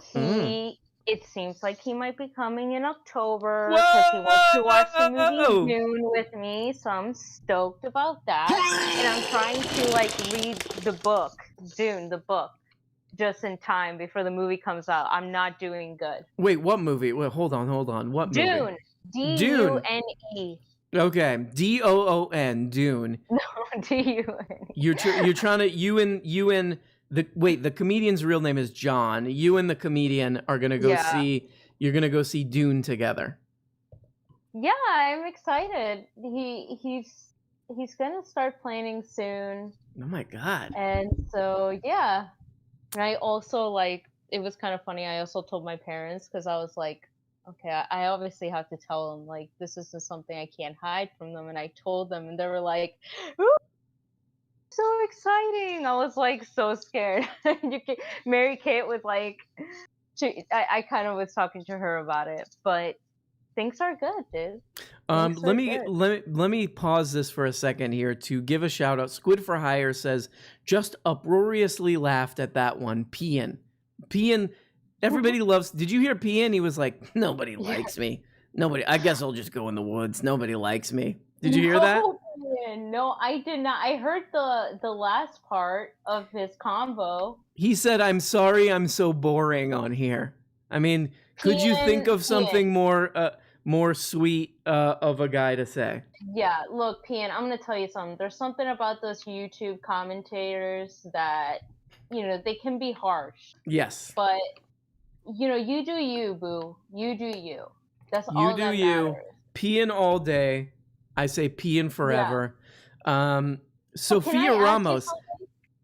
I think Sophia Ramos is the one who's check out Sophia Ramos. You should come on here to plug your music because I actually, a lot of the times you have to pretend to like people's crap. They like send you some song and you're like, yeah, that's great. Keep up the good work. Sophia Ramos is like a legitimately good musician. So Sophia Ramos, if you want to come on here, and Sophia Ramos says, Ronald McDonald Brown, how many hot dogs could a Slavoj eat if Zizek was walking down an NYC Boulevard. Well, we're Surin. talking about New York hot dogs, right? Those are big, right? Oh yeah. Sir, are you being gross right now, Chippy? No. Okay. No. Don't start. This is a family show. I'm trying to take this into account, right? Because New York hot dogs are like longer, right? Here we go. There she goes. Can't eat There she that goes. many. Can't eat that many. I'm trying to be logical here. You're being perverted. You're dragging the show right into the toilet. And Can I ask you one question though before you let me go? hold on. Let me finish reading these. Surin Pereira, dude, you're hilarious. Oh my god. Oh, I can't accept it. I can't accept that. Squid for Hire, thank you for making it rain. Gavioli, thank you for the $5. Absolutely love the show. Your uploads get me through my workday. Oh my god. I can't accept it. I can't accept it. Okay, Chippy, what in God's name do you have to say for yourself? Why haven't Zoomers canceled GTA or Grand Theft Auto? That's a good question. They're very selective. I mean, it's always people or products that like would respond to a canceling. Like I don't think you're gonna cancel like Come Town or something, and you're not gonna cancel GTA. So it's just sort of like who. I think it's like part of it is like who will respond to a canceling. Right, because I just find it interesting. Like I've been playing the game and like I'm comparing it right to like Red Dead Redemption 2, which is different. It's like in the Wild West or whatever. But like I feel like Red Dead Redemption is less offensive than like GTA. Like I was just talking in the green room, like I was like, I hate Trevor, but then they just told me that Trevor is like the most popular part of the whole game, and I'm like, he like has been raping people. I don't understand. People love depraved things, you know. That's the secret. They love depraved things. I guess this makes all cancelings fake, Chippy. Basically, right? Which by the way, I don't like cancel culture. I don't want people to think that I'm like in support of cancel culture. I'm just surprised since, you know, Zoomers are canceling things all the time. Out of all the games in the world to cancel, you would think GTA is the one. You know? Chippy, there's something unrelated I wanted to talk about, and I'll see what you think of this. I talked to a relative of mine who's like an anti-vaxxer, I found out. And yeah, like I talked to them a couple times. They're like, I'm not getting it. I'm not getting the vaccine. And then I talked to them over the weekend, and they were like, they asked me like, did you get the vaccine? And I was like, yeah, I did. I got a long time ago. And they were like shocked. Like you did? And I kind of figured out the way, if you have if anybody out there has like an anti-vax family member and you get in this situation, what you do is you do this. And I was able to think of, lucky enough, I was able to think of this on the spot, but I was like, they were like, oh my God, you did? You got it? And I was like, yeah, actually, I've kind of been experiencing some weird things after I got it. And they're like, and of course that like now they're riveted. They're like, oh my God, because they want confirmation on what they already believe, which is that it's bad. Of their madness. Exactly. So they're like, oh, finally somebody's telling me that it's bad, and I have direct proof. And I'm like, yeah, really some weird, actually like in my face area, it just feels very strange in my face. And they're like, oh my God, like what? And I'm like, yeah, it's almost like I like switched, almost like my face was switched with someone else's face. And I just kept describing the plot of Face Off. Like Face Off? Yeah. Like I kept getting closer and closer until they were like, oh, you're pulling my leg. Oh my God. Yeah. You know what? Perfect movie. It's like a movie about anti-vaccine, but the lead is Nicolas Cage. That is the movie. Oh yeah. He was like such a good anti-vaxxer. Yeah. I know this sounds really ignorant, but I'm just saying. No. I think maybe that would be a good almost like maybe Clint Eastwood could direct that, where it's basically like Nicolas Cage like uncovers the real truth about the vaccine. Yeah. Like he finds out that there's little electronics in it that track you and all this crap. Oh no! You know who it should be? It should be like a Taken kind of thing. Yep. Where it literally does inject like something where like you have a couple hours before you blow up, unless you get this thing. And then the main guy from Taken, I just forgot his name. He got canceled too, by the way. Liam. But anyway, what did he get canceled for? Remember, he was. Oh, I think it was for fake. saying that he went around Ireland looking for a black guy to kill because his friend was raped by a black guy. Oh my god! When did he say this? Liam said this? Yes, he said that in a live interview for a movie that about his son was murdered, so he went around with a snowplow looking for the people that killed him. Oh boy! Oh god! So it was just bad on bad. But before I go, I just want to say, hey guys, buy Ben and Jerry's. Get diabetes, support Ben and Jerry's. I think they're gonna get sued or are being sued by Israel. So support Ben and Jerry's. That's so funny that like Israel would be like, hey, like we love our Ben and Jerry's Ben here. and Jerry's. Yeah. The funny thing is that I'm not a big fan of Ben and Jerry's, but after this, I literally went to Wegmans. That's like the local store here. And I know about Wegman. I know about Wegmans. I'm getting some, brownie fudge. How do you, Chippy? You're totally burying the real lead here. How do you not like Ben and Jerry's? It's just like brownies and chocolate and candy dunked into ice cream. The problem is, I feel like my personality doesn't show this. Like a lot of people meet me and they go, Chippy's one of those people that probably loves like putting all the mix-ins in. But I'm like, I just want plain ass vanilla with maybe a brownie. That's it. Like I'm very simple. My personality might not show that, but I just flushed her just because of that. Plain vanilla. Eating plain vanilla ice cream. That is. I just want to say, comedian, take this into account. Take this into account.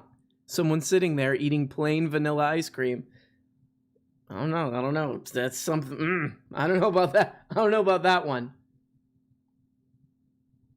Something not right there.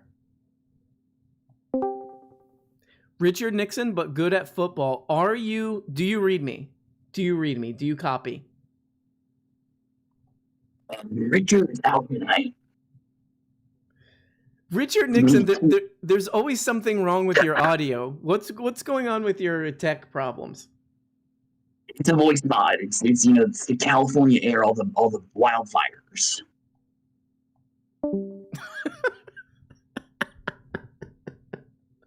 What is that? Come on, get that tech fixed. Get that tech fixed. Oh my god. What else did I want to talk about? Oh, I got a pretty funny message actually in Reddit.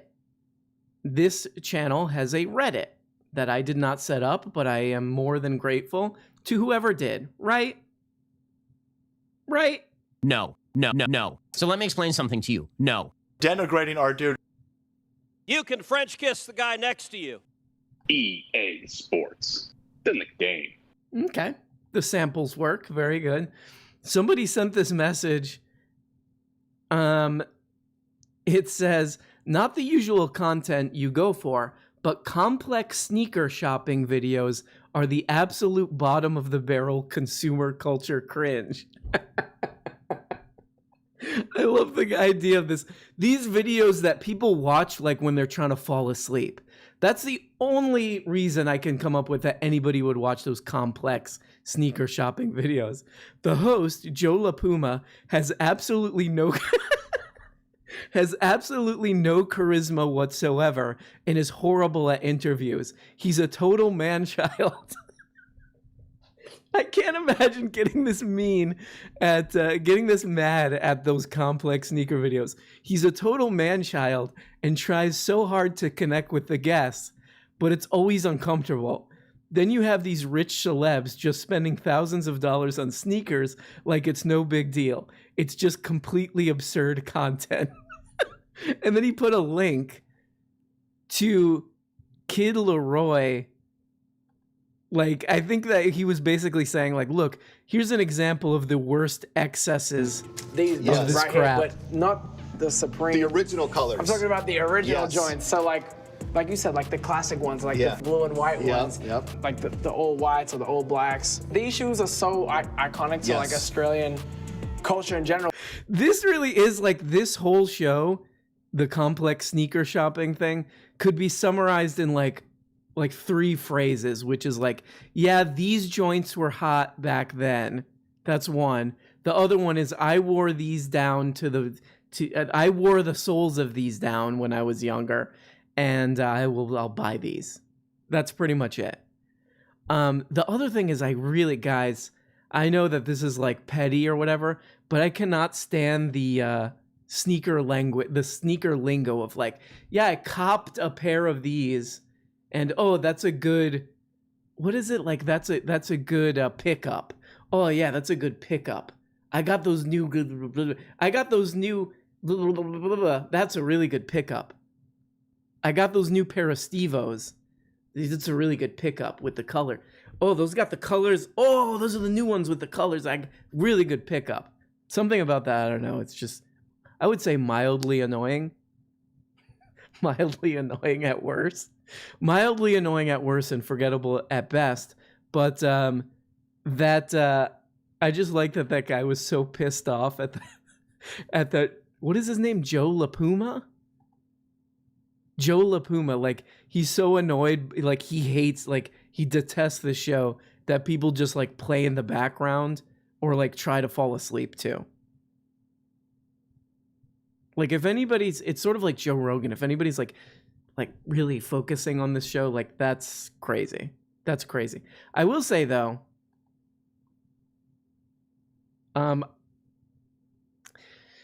now we're gonna get into cancel territory here, but I've had for a long time pretty big crush on Sweetie. If anybody knows Sweetie,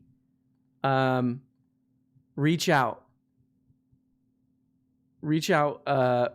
for me, because I got like the Aladdin, like the puffy Aladdin pants. She's wearing pants that she's wearing just like no top, and then Aladdin pants that look like they were made out of like a kid's sleeping bag. So we got to give it up for Sweetie. Them joints right there. Let me get some of them joints right there. And then there's like weird people with like, there's a lot of people, Logic. Like, who wants to watch Logic go sneaker shop? I don't know. Look, I'm an old man.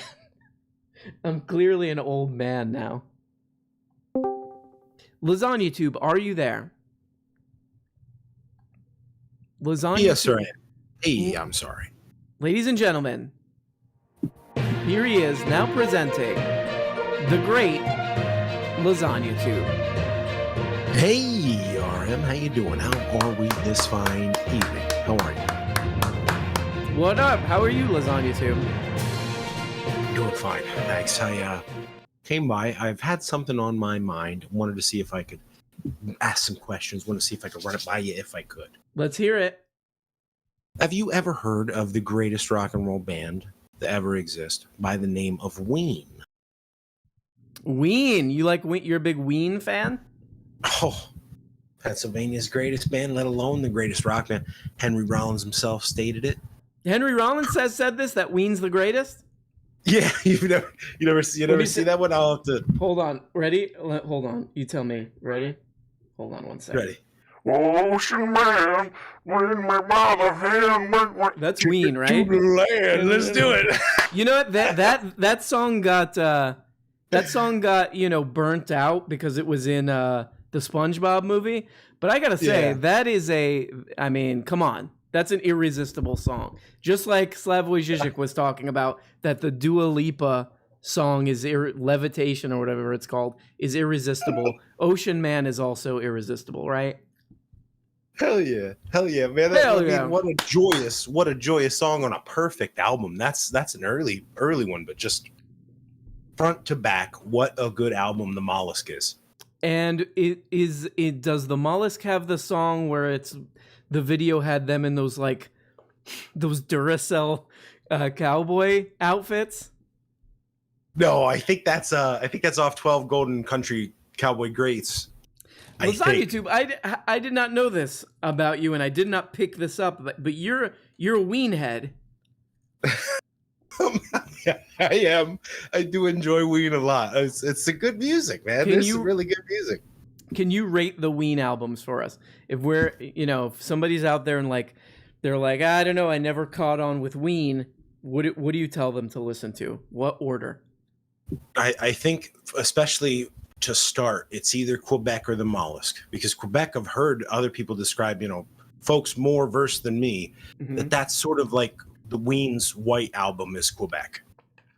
What do you think about that?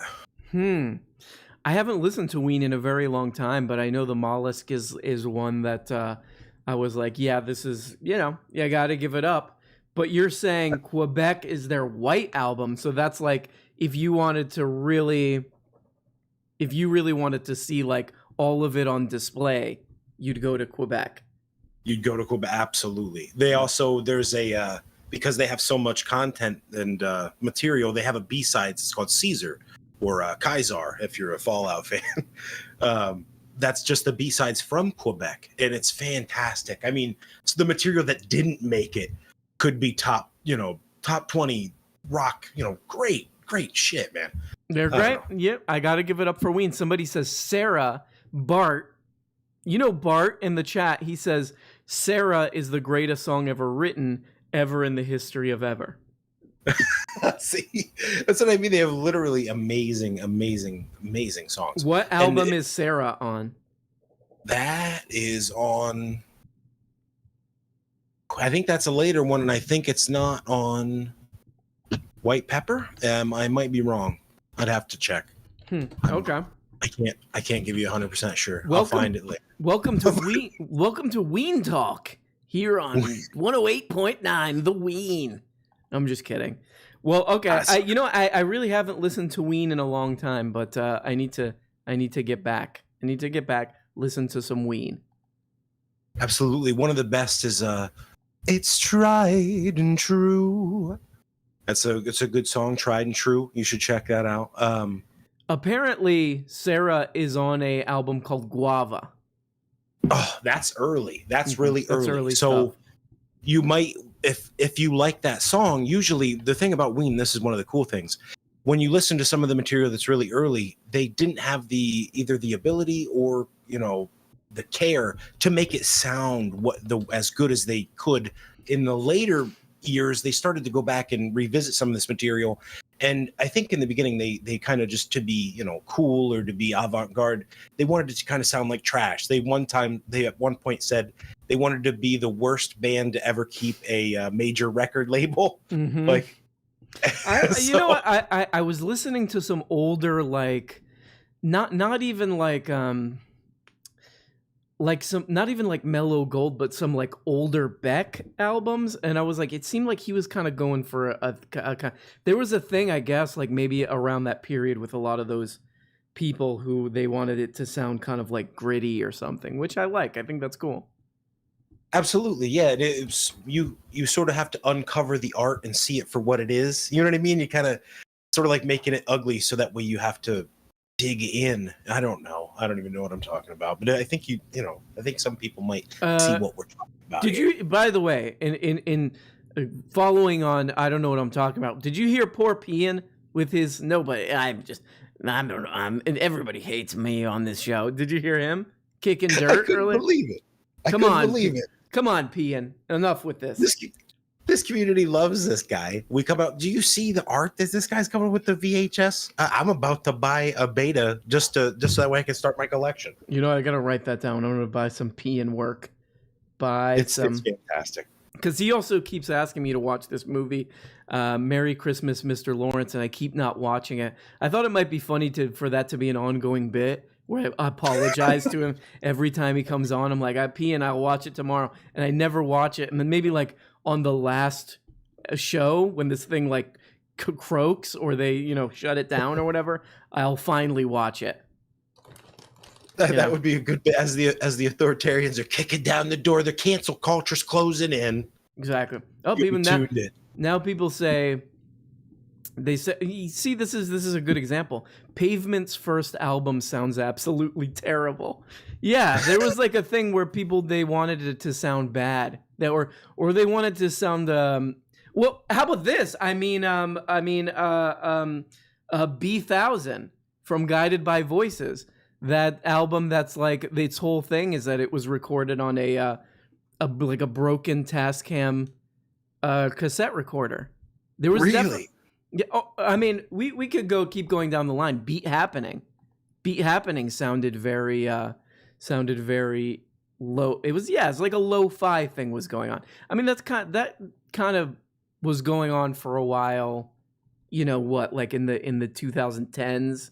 Like 2010-ish too, with like Ariel Pink and stuff, where it was like, like I wanted to sound like it's Mac DeMarco kind of did that for a while. Experiment. Even Neil Young made an album where he recorded it with an ancient, some kind of like phonophone, like reel-to-reel shit. There was something really wild, like basically the oldest technology he could find that he could still record on. Yeah, there's some kind of, I'm sure a million people have analyzed like what's going on there.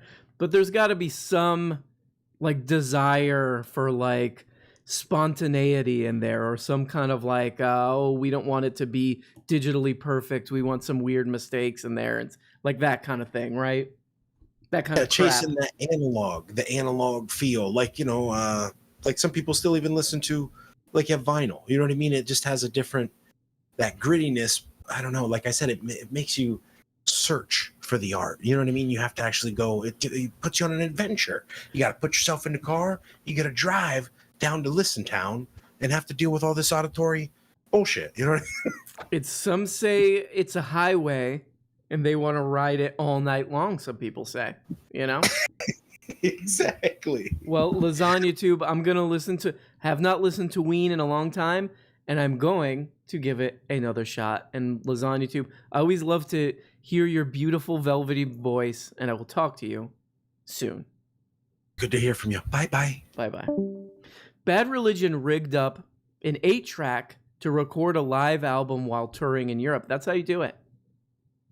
Get that music sounding crappy. I know that there are some musicians in the chat. Get it sounding.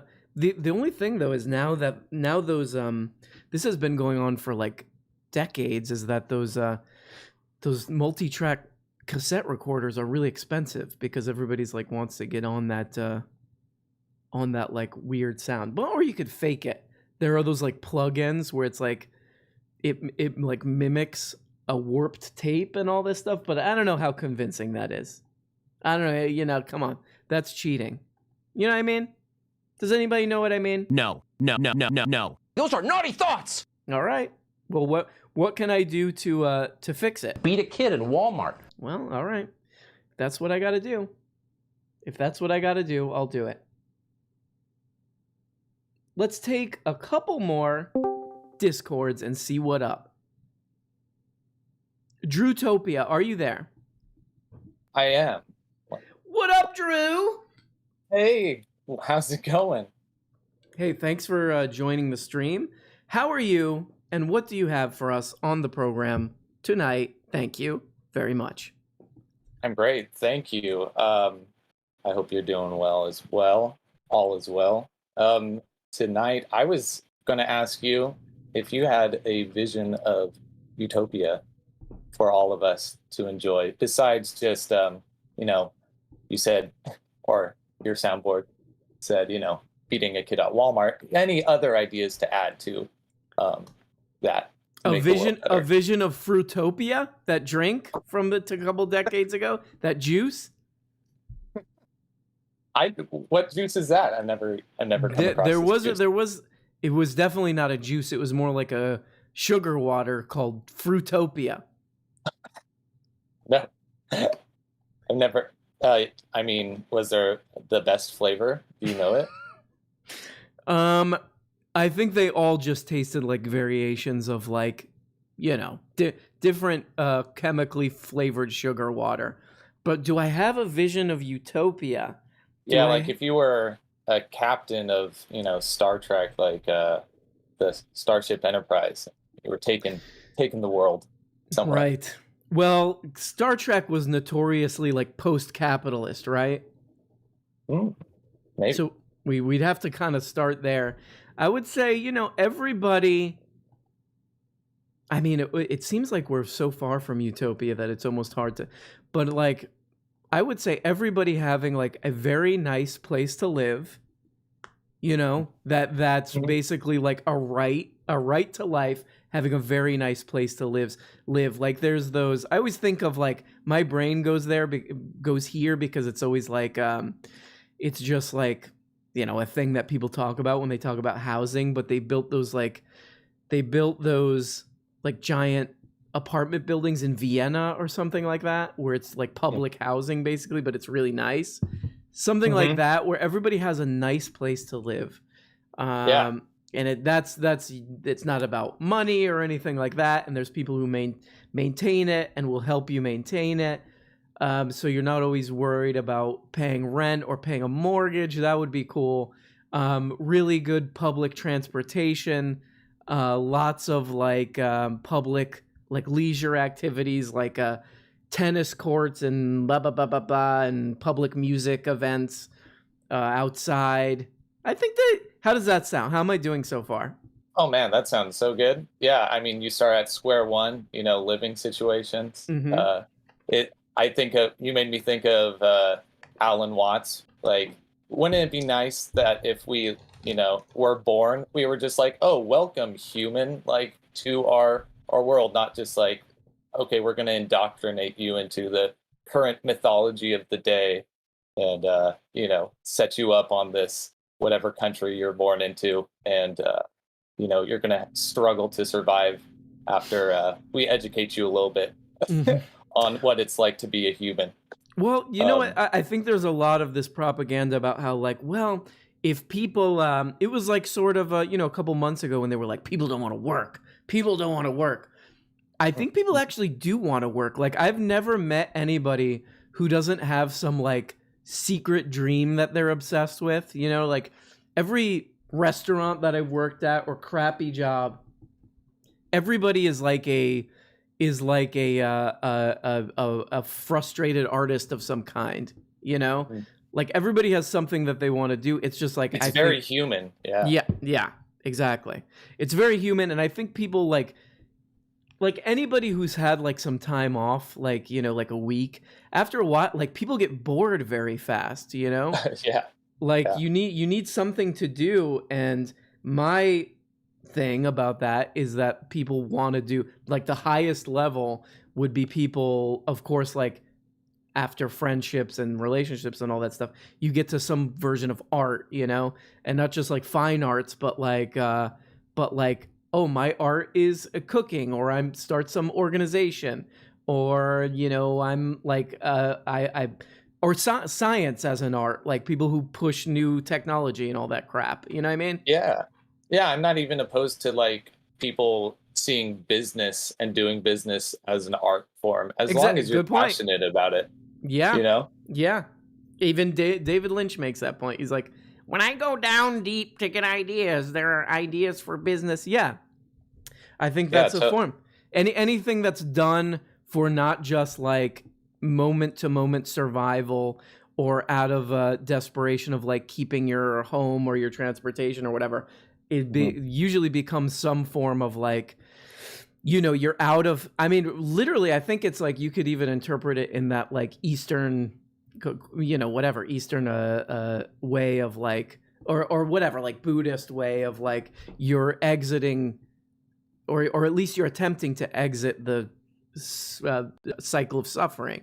Like you're doing something not just to like keep being able to do something, you're doing something for You're doing something that like removes you from that cycle.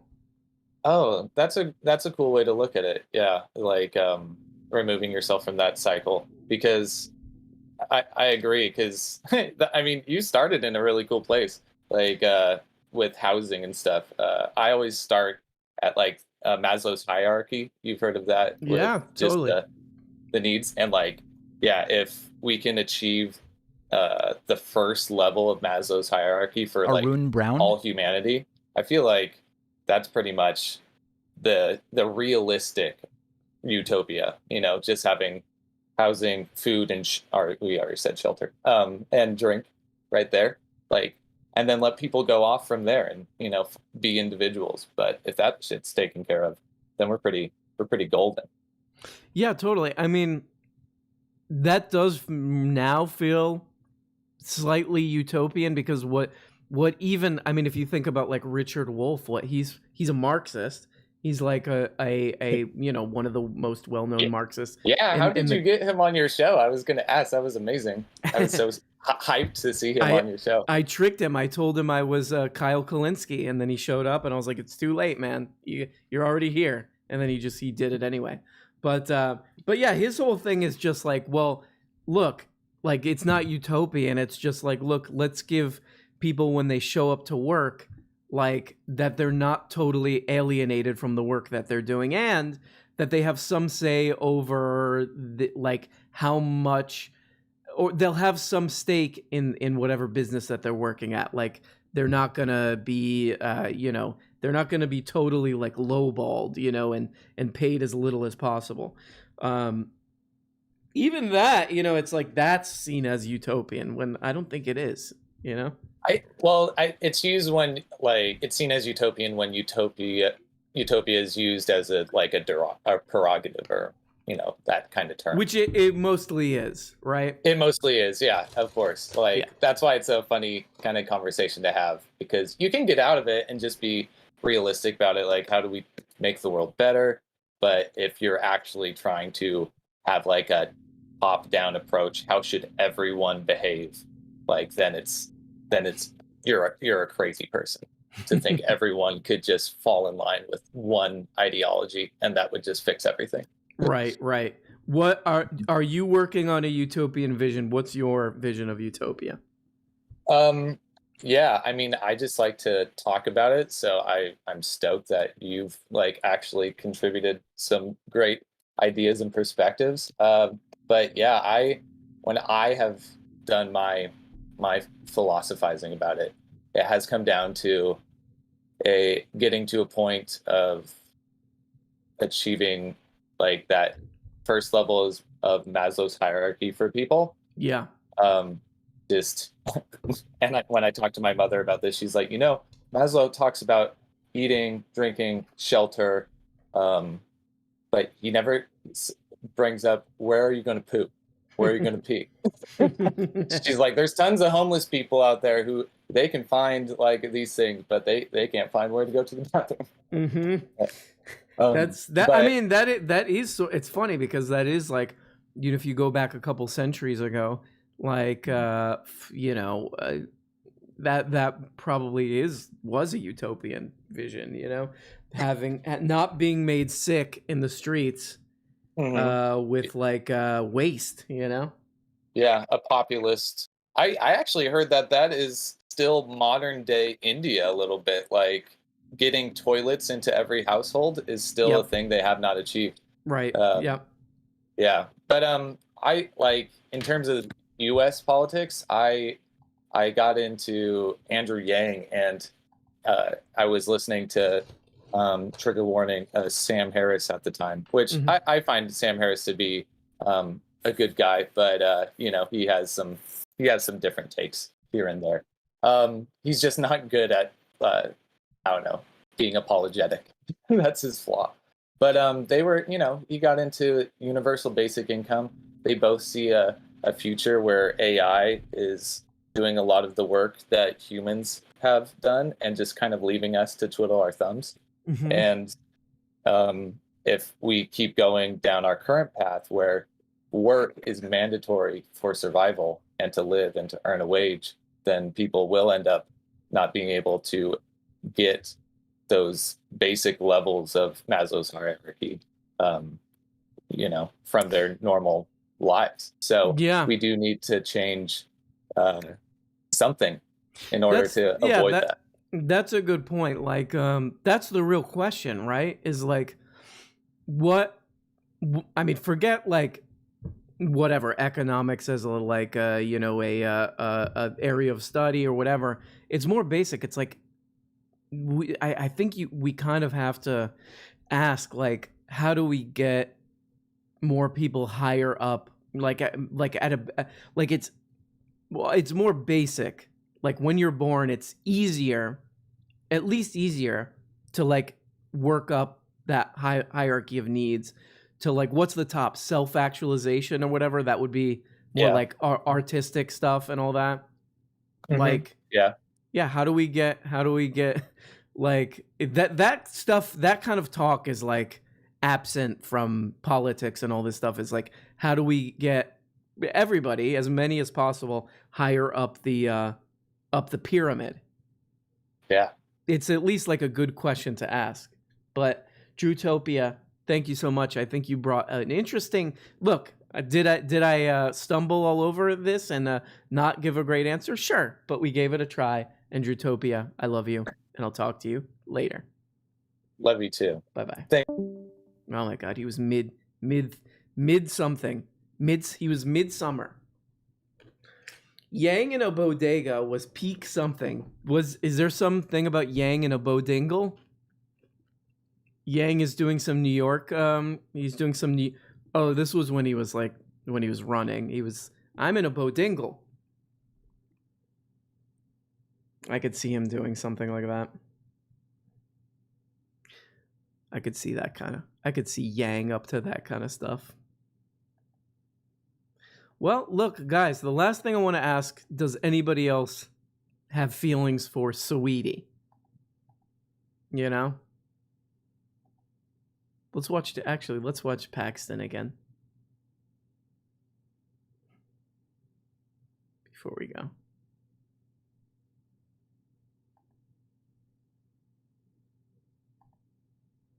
Come in.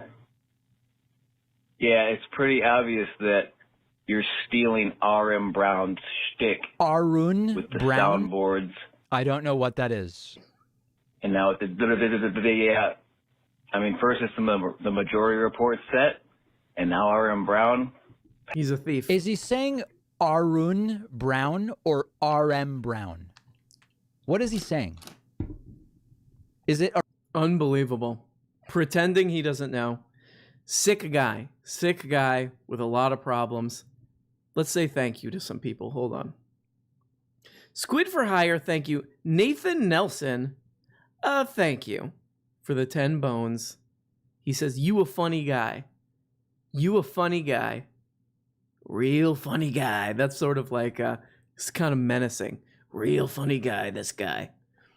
Arun Brown. And then there's a part where he's like, what is that, an Indian name or something? So he manages to throw a little bit of racism in there too. That's sicko. Just make all these accusations against Pac-Man. Pac-Man is a great content guy, but he's...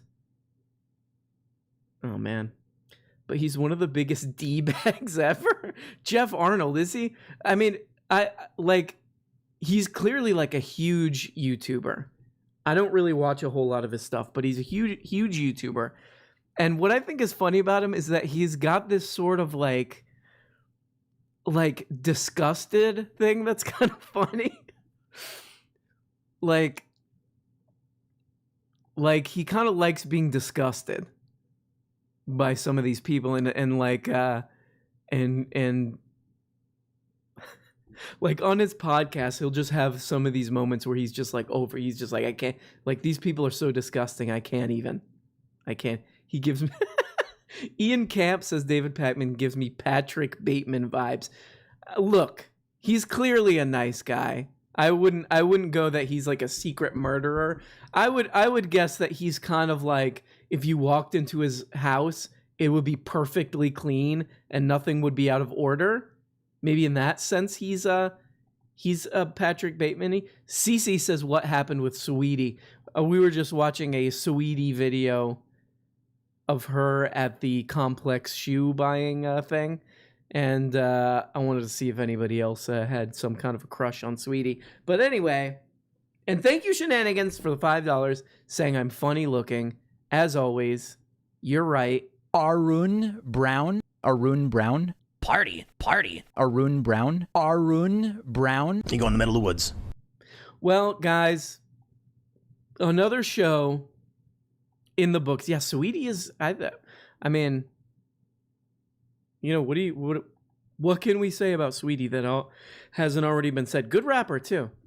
I would say good rapper. That's a weird way to end the show. Anyway, guys, thank you.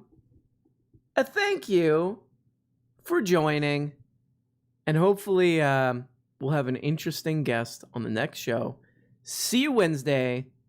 And as always, Toilets.